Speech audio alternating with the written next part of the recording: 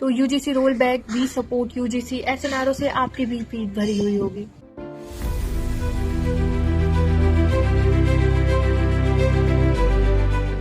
तो मैं सीधे मुद्दे पर आती हूँ। तो यूजीसी के पास 2012 से पहले भी जो जातिगत भेदभाव होते आ रहे हैं उसके लिए नियम थे, पर उसके बावजूद भी पायल तड़वी और रोहित वेमुला का केस सामने उभर कर आता है, जिसमें जातिगत भेदभाव और हैरासमेंट के चलते वो दोनों सुसाइड कर लेते हैं। तो इससे ये हुआ कि एक नया बिल आना चाहिए। फिर दिग्विजय सिंह की अध्यक्षता में जो 29 सदस्यीय कमेटी है उन्होंने कुछ सुधार किए और फिर फाइनली 2026 में ये यूजीसी बिल आया।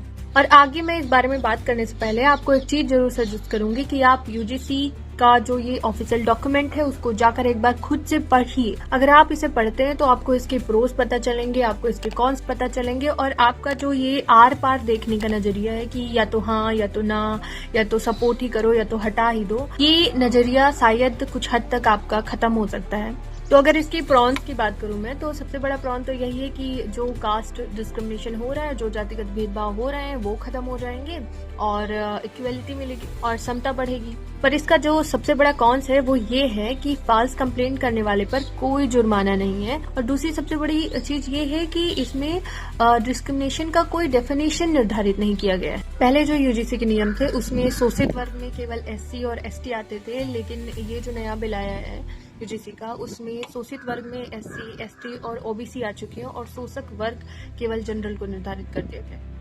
तो इसमें सबसे बड़ा सवाल ये उभर कर सामने आ रहा है कि अगर किसी ओबीसी वर्ग के छात्र या एससी एसटी वर्ग के छात्र ने किसी जनरल वर्ग के छात्र पर ऐसी टिप्पणी की तो उसका प्रावधान क्या होगा। तो ये इसका सबसे बड़ा सवाल है और यूजीसी को ये सवाल टैकल करना चाहिए। मेरे हिसाब से ये कहना भी उचित नहीं है कि पूरी तरह से कानून ही हटा दो, समाज में कोई डिस्क्रिमिनेशन, कोई भेदभाव ही नहीं रह गया है। ना ही ऐसा ही कह सकते हैं कि जो कानून है वो पूरी तरह से सही है। मतलब कानून को संशोधन और सुधार की आवश्यकता है, क्योंकि मेरे हिसाब से जो कानून है वो कभी भी एक पक्षी नहीं हो सकता। अगर कानून में संशोधन नहीं किया जाता है तो फिर फेक केसेस बढ़ सकते हैं और कानून के मिसयूज का काफी रिस्क है। लेकिन अगर कोई कानून भी नहीं होगा तो भेदभाव बढ़ने की संभावना भी है, क्योंकि यूजीसी डेटा के हिसाब से 2019 से 2024 के बीच में जो केसेस थे भेदभाव के वो 173 से बढ़कर अराउंड 378 तक हो गए। तो जरूरत है संशोधन और सुधार की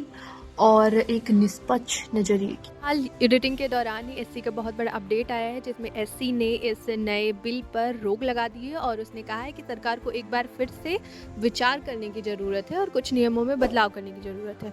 आपकी क्या राय है कमेंट सेक्शन में जरूर बताएं।